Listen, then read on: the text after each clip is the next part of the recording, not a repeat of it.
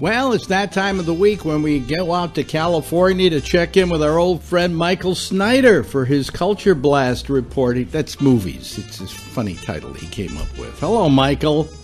Well, hi, Alex, and happy Star Wars Day to everybody. May the 4th be with you. Yeah, we're recording on Friday, May the 4th, and I just wanted to say that because I've never addressed that ridiculous quasi-holiday, but in any event, how you doing? Okay.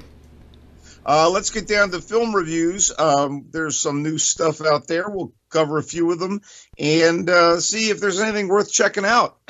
Yes. Let's begin with Tully. I should start by saying I'm not a big fan of screenwriter Diablo Cody, other than my initial positive reaction to her first major movie, Juno, the one about the unwed teenage mother, played by young actress Ellen Page. But the smirky style used by Cody, so in tune with the nature of that film, wore on me in short order in her subsequent scripts on the feature films Jennifer's Body and Paradise and Ricky and the Flash. Remember that terrible film with Meryl Streep as a has-been rock singer? Oh, my God. Anyway, those were excruciating, and only 2011's Young Adult was even slightly tolerable, and even that was a slog. So I'm really happy to report that Tully, which reunites her with the star of Young Adult, Charlize Theron, and the director of both Young Adult and Juno, Jason Reitman, is pretty damned good. Tully basically concerns Marlo, a pregnant, overworked woman whose marriage is on life support and whose two young kids, one being a problem child, are draining what's left of her flagging energy. And by the time her third offspring is born, there's almost nothing left of Marlo, who finally relents and allows her well-off brother, played by Mark Duplass, to foot the bill for a very able and cheerful night nanny who goes by the name Tully. She's played by Mackenzie Davis. And essentially the idea of a night nanny is someone comes in to allow the overworked mom to sleep, cares for the kid, keeps an eye on things, and only wakes the mom to feed the child. So, it's kind of a sweet deal. And the movie has its comedic moments, but it's a pretty dark ride a lot of the time. And Charlize Theron, who is, I don't know if she's truly overweight or if that's a prosthetic belly, is slogging around in this thing. And because of the dark end of things, it gives Theron a great platform for a performance that should be remembered around awards season. The reliable Ron Livingston is Marlo's husband, Drew. The verdict on this film, Tully is a winner, and Cody is finally out of my doghouse. I mean, really, honestly, I sort of had my fill of her style, and she's changed it up here, and I actually think Tully's worth watching. All right, as already proven by his chilling turn as Kilgrave in the Jessica Jones TV series, Scotland's own David Tennant plays a hell of a villain.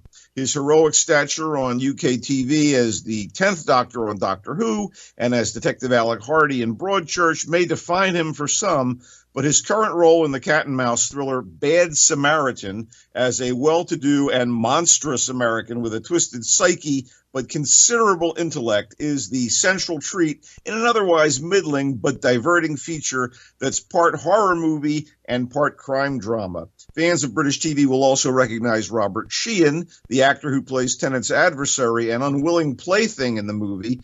Sheehan's first big role was as the douchey, self-serving Nathan in the sci-fi series Misfits. In Bad Samaritan, Sheehan's character is also a douche. Sean, he's a restaurant valet who works with a Confederate to burglarize wealthy customers' money and homes while they dine. But Sean picks the wrong target when he breaks into a customer's house. The rich and arrogant Cale Ehrenreich at his home has a few things in there that convince Sean that he's kind of way over his head. Bad Samaritan is directed by Dean Devlin and tries to repurpose some Hitchcock-style elements in a modern setting. The idea of a hapless hero trying to stop a villain who's a couple steps ahead of him, kind of like Rear Window. But this is not Hitchcock. And it's definitely a step up from Devlin's previous movie, the bombastic and ridiculous Geostorm, but that's not so great a climb. All of that aside, as a bargain matinee or something to watch on a nice-sized home screen, some inclement night, Bad Samaritan is quite all right. I got a kick out of it. I'm not going to say guilty pleasure. It's a little better than that. Okay, on to Overboard, a remake of the Goldie Hawn, Kurt Russell comedy wherein a spoiled, wealthy yacht owner is tossed overboard and becomes the target of revenge from his mistreated employee. Eugenio Derbez is a genuine talent. He's a naturally funny and relatable guy who happens to also be a big star in his native Mexico. I've heard people call him the Mexican Jim Carrey, but he's less of an unhinged loon and more lovable than Carrey. He speaks English. In other words, he's no Cantinflas, who was this Mexican star they tried to bring over to the States way, way back in the day, and he didn't translate. But Derbez has yet to find a breakout role in the U.S., despite being a regular on a show. He was on a sitcom. He's got some supporting roles. And as much as I hoped otherwise, the remake of Overboard won't give Derbez the acclaim I think he merits. But he's definitely the best thing about this formula film, even counting his game-appealing co-star Anna Faris.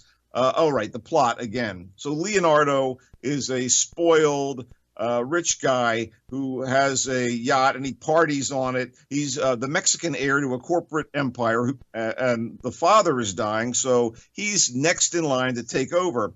But he gets tossed off the yacht and becomes the target of revenge from this woman he mistreated, not romantically, just in the realm of human interaction, the way he abuses all of his servants. So Kate is the single mother of 3, and she holds down a couple of jobs and is trying to become a nurse. One of her jobs is as a carpet cleaner, and she's on the yacht to clean up after one of the wild parties thrown by Leonardo, and there he insults and belittles her, and worse. And so his tumble from the yacht results in amnesia. Convenient plot point, and you can see where this is going, especially since his sister wants to control the family corporation. Besides Derbez and Faris, you get Eva Longoria with her sexy really turned down a bit as Kate's boss at a pizza parlor and her best friend, and John Hannah wasted as Leonardo's major domo. Hardly any lines, hardly any scenes, good actor.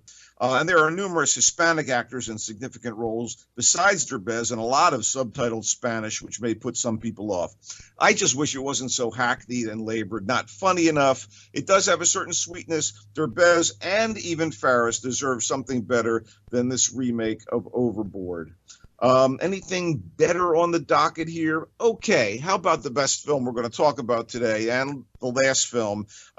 It's in French, so some people might be put off. It comes from writer-director Xavier Beauvois, and it's a period drama set in the French countryside where the women are left to work a family farm during World War I. It's called The Guardians, or Les Gardiens, if you want to get all posh on things. Anyway, it stars Natalie Baye, the lovely, sophisticated French actress who has now aged to the point where they enhance a few lines on her face. They fit her in a gray wig. They dress her in some drab granny clothes, and voila, she's an old lady. And of course, you can also say, hey, it's acting. But in any event, Baye is excellent as the long-suffering matriarch of a family who has to persist and hold down the home front while her boys are often risking their lives in the trenches. Also, a little twist, she brings in this teenager named Francine to help her own daughter on the farm, and that girl becomes enamored of one of the sons of the matriarch, and that creates romantic complications and more emotional weight. The cinematography is exquisite. I mean, it's lovely and pastoral, like a seasonal farm life and cultivation are depicted. It looks like animated landscape paintings from some French or Flemish master, but the power here is in the performances and the circumstances. I really thought The Guardians was solid and deep and definitely involving and an emotional journey as well. That's it in terms of new movies. What are you watching, buddy? About the only new thing I'm watching is James Cameron's Story of Science Fiction. Anything good? What? Anything good? I said, didn't you hear me? Yes, the only thing you're watching that's new, but is it good? Let me know. Oh, it's very good. It's excellent. Okay. So people should check it out. It's on AMC. Anyway, Cool. that's about it. Yeah. Okay. Well, tell them where they can find you. Check me out on Twitter at Culture Blaster and on Facebook at Michael Snyder's Culture Blast page. And we'll be back next week. Okay. Thank you, Michael Snyder, ladies and gentlemen. I'm Alex Bennett, and there's more GABNet as usual coming right up.